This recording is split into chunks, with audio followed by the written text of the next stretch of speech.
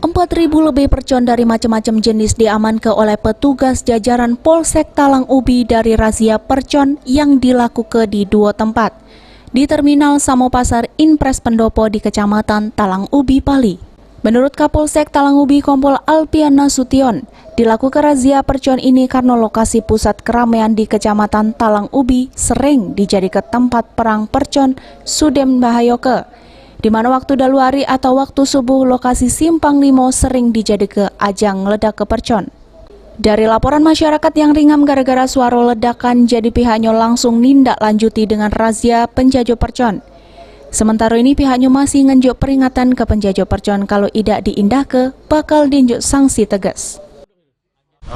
Ini mendasari kita tindak lanjuti atas laporan masyarakat bahwa masyarakat sudah sangat-sangat resah dengan adanya bunyi-bunyi petasan ataupun mercon, khususnya di Simpang 5 Pasar Talang Ubi.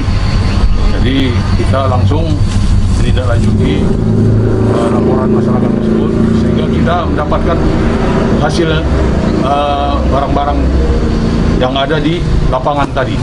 Berapa banyak jumlah yang hilang? Kalau jumlahnya ini ratusan, cukup banyak ini, ratusan macam-macam merek.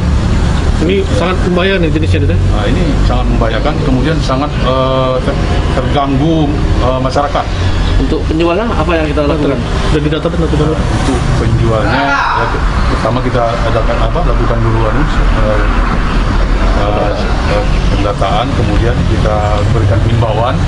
Kalau toh tidak diindahkan, maka kita akan berikan sanksi tegas. Untuk barang bukti sendiri gimana? Akan dimusnahkan? Ya, ini nanti akan kita musnahkan. Selama Ramadan, petugas jajaran Polsek Talang Ubi bakal terus lakukan razia percon yang waktunya tak tentu kapan, sehingga bisa ngenjuk rasa aman sama masyarakat. Untuk ribuan percon yang dijadikan barang bukti selanjutnya bakal dimusnahkan. Aji Delia, PAL TV.